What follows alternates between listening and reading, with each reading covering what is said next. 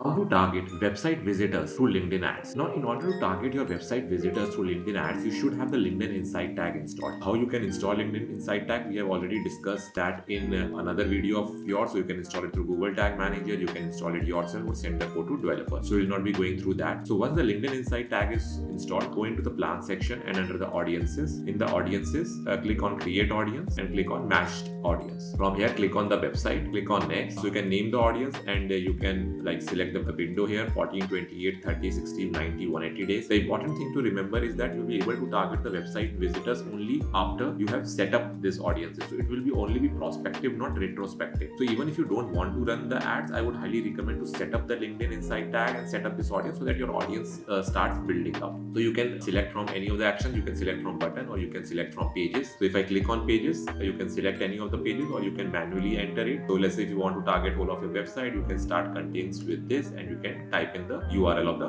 website. So once you have clicked made these audiences, you can go in the advertise section.